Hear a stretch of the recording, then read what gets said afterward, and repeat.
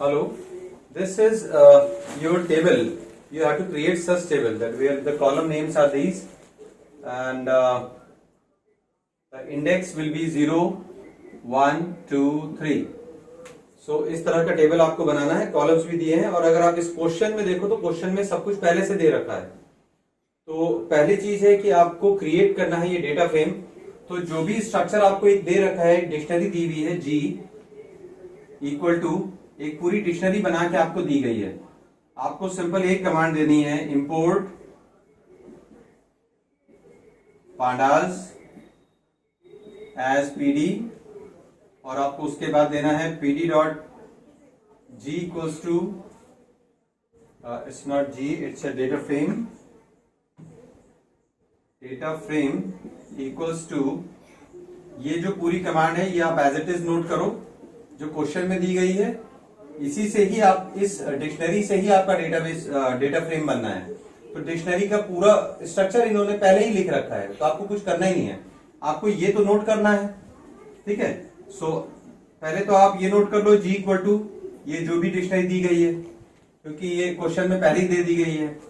ठीक है, और इसके बाद आप करो data frame DF equal to pd dot data frame और ब्रैकेट में आप इसी जी को पास कर दो, तो ये सीधे सीधे आपका डेटा फ्रेम बन गया। तो पहला क्वेश्चन ये हो गया, एक 1 मार्क का होगा probably. Find output of GR ILOC 0:3। अब अगर एक क्वेश्चन, ये तो हो गया आपका फर्स्ट क्वेश्चन का आंसर कि how you will create a data frame. Okay, so ये जी इक्वल टू पूरा क्वेश्चन से ही आपको कॉपी कर सकते हो। डेटा फ्रेम आप इस तरह बनाते हैं, ये आपको पता है। सेकेंड क्वेश्चन की बात करें अगर, कि लिखा है डीएफ डॉट ILOC और इसमें क्या है 0:3 तो यहां इनका मतलब है इंडेक्स लोकेशन देके ये ILOC को प्रिंट करना चाहते हैं, आउटपुट इसका, तो ये हम एक्सेस कर रहे हैं। 0:3 इसका मतलब है रो, कॉलम नहीं दिया गया, कॉमा करके कॉलम देते तो यहाँ पे केवल रो की स्लाइस बता दी गई है। तो यहाँ पे आप कैसे लिख सकते हो, रो का स्लाइस कहते हो start row end row, comma start column end column, column नहीं दिया है सारी कॉलम आएंगे। रो आपने 0 से 3 मतलब 0, 1, 2, तो 0, 1, 2 ये पूरा ब्लॉक आपको प्रिंट होके आप इसको आउटपुट में शो कर दो कि दिस विल बी प्रिंटेड। ठीक है, देन थर्ड क्वेश्चन कहता है कि ऐड अ कॉलम।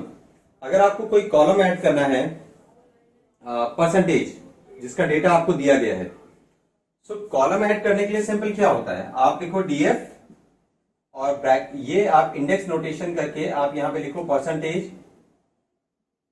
अगर ये कॉलम पहले से होता तो अगर मैं ऐसे करके लिखूंगा इक्वल टू जो भी वैल्यूज आपको दी गई हैं, सो देयर आर वैल्यूज 90, 89, 99, 78, 90, 89, 99, 78 आपने ये लिखा।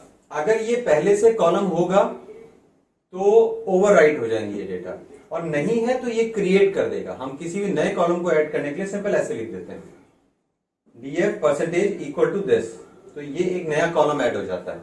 तो ये हो गया आपका सी पार्ट।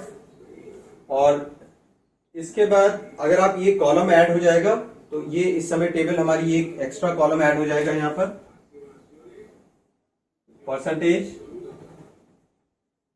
इस कमांड के बाद। फिर फोर्थ क्वेश्चन है आपका रिमूव कॉलम ग्रेड।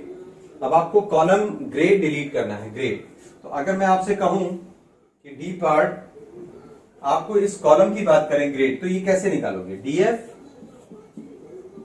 ग्रेड जो भी कॉलम का नाम है, इस तरह से हम किसी कॉलम को निकाल सकते हैं या उसमें वैल्यू असाइन कर सकते हैं। तो ये हम निकालने की बात कर रहे हैं। अगर हम निकालने के तो हम इस तरह से किसी कॉलम को चूज कर सकते हैं। ये आपने यहां पर भी देखा, यहां पर भी। इसके आगे सिंपल मैं डेल लिख दूंगा तो ये इस कॉलम को डिलीट कर देगा, क्योंकि इस कमांड से वो कॉलम पाइथन को मिल सकता है और हमने उसके आगे कहा कि इसे डेल भी कर दो, डिलीट कर दो। सो इस तरह से आप डिलीट कर सकते हो। और अगर आप इसी काम को दूसरे तरीके से करना चाहें तो आपके पास दूसरा वे अराउंड है, आप कह सकते हो डीएफ डॉट ड्रॉप ड्रॉप में आपको कॉलम का नाम बता देना है। सो आपने कहा कॉलम, यू वांट टू से ग्रेड, और इस समय आप कौन सी एक्सेस कहना चाहते हो? आप कहना चाहते हो ड्रॉप करना है एक्सेस इक्वल टू 1। तो इस समय ये इस चीज को हेडिंग में ढूंढेगा एक्सेस 1 पे, मतलब कॉलम में, राइट, रो में नहीं। तो अगर हमें रो करनी है तो हम यहाँ रो के दे सकते हैं, एक से ज्यादा कॉलम है तो लिस्ट बना के दे सकते हैं, एक ही सिंगल है कॉलम तो इस तरह से लिख सकते हो। इन दोनों में से कोई भी कमांड काम करेगी। और इसके बाद हम बात करते हैं डिलीट सेकेंड रो। अब आपको सेकेंड रो डिलीट करने के लिए बोला गया है, तो सेम कमांड आप यूज कर सकते हो, df.drop। और आप सेकेंड रो की बात करें तो यहां पर आप सिंपल कह सकते हो सेकेंड रो, मतलब first second row, this is the second row. तो आप सिंपल यहां कह सकते हो 1, सिंपल। तो ये फर्स्ट रो डिलीट कर देगा, राइट, क्योंकि यहां पे फर्स्ट रो बोली गई, सेकेंड रो बोली गई है, तो आपका इंडेक्स नंबर हो गया उसका 1। सो अब count all non any values. तो जब आप काउंट फंक्शन यूज करते हैं, अगर आप काउंट फंक्शन यूज करते हैं df.count, तो बाय डिफॉल्ट ये काउंट क्या करता है? ये काउंटिंग कॉलम वाइज करता है, ठीक है।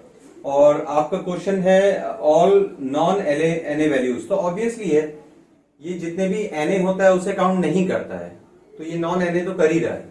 तो आपने सिंपल कहा काउंट, तो ये फंक्शन आपको पूरा कॉलम वाइज काउंटिंग करके बता देगा, और जिसमें नॉन एने है उन्हीं को करेगा, ये एनएस को काउंट नहीं करता। फिर इसके बाद अगर हम करें find all values of marks column, so केवल मार्क्स कॉलम, अगर आपको कॉलम निकालना है, बात फिर वही आ गई, ये एफ है। और अगर जी की बात करें, आपको कॉलम निकालना है तो आपको मार्क्स कॉलम निकालना है। कैसे करोगे? डीएफ ब्रैकेट में मार्क्स, सबसे इजी है। अगर आपको कभी कोई कॉलम निकालना हो तो देखो यहाँ कॉलम ही निकाल रहे हैं हम, ये कॉलम निकाला हमने, यहां पर डीएफ ऐसे करके कहा कॉलम, फिर डिलीट लिख दिया, यहां पर हमने डीएफ मार्क्स, अगर हमें ये निकालना है तो।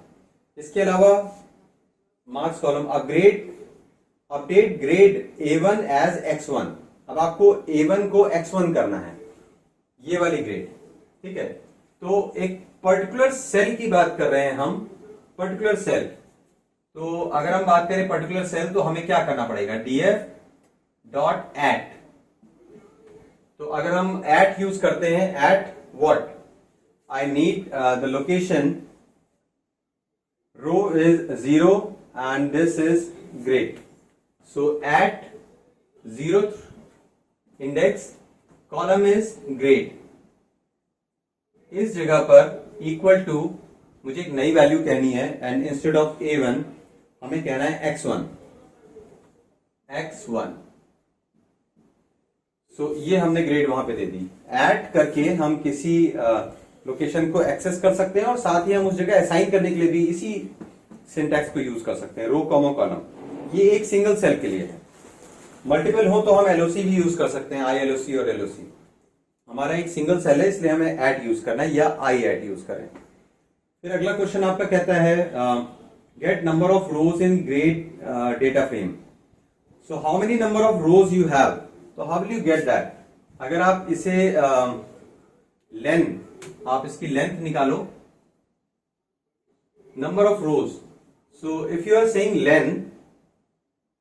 लेन ऑफ डीएफ, तो ये आपको टोटल नंबर ऑफ रोज देगा, ठीक है ना, ये रोज बताएगा कि कितनी रोज हैं। इसके अलावा कोई ऐसे भी लिख सकता है लेन, और इफ यू वांट टू से लेन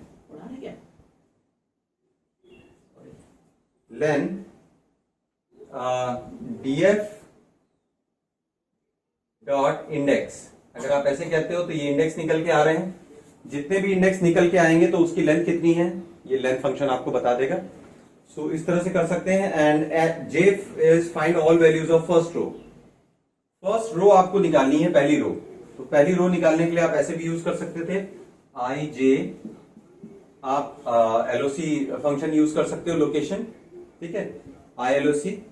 सो LOC और ILOC आप दोनों में से कोई यूज कर सकते हो। तो अगर आपने कहना है डीएफ डॉट लोकेशन, एंड आप कहना चाहते हो मुझे 0 लोकेशन चाहिए क्योंकि फर्स्ट रो बोली गई है, तो 0, बस सिंपल आप 0 कह दो, it will give you all the thing, ठीक है ना। तो ये कमांड्स हो गई आपकी डेटा फ्रेम की।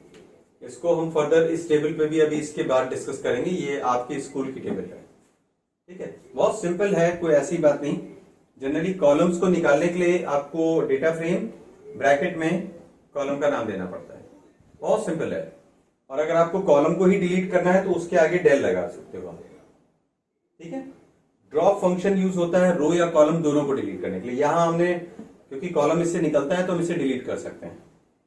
ड्रॉप फंक्शन के थ्रू हम ऐसे भी निकाल सकते हैं एक्सेस बता के, ठीक है ना। यहाँ पे रो या कॉलम दोगे और एक्सेस 0 या 1 डिपेंड करता है। सो इस तरह से ये सारे फंक्शन काम कर रहे हैं। और ये काउंट फंक्शन जो है ये नॉन एनए को ही काउंट करता है। You can check in the book, right. Thank you.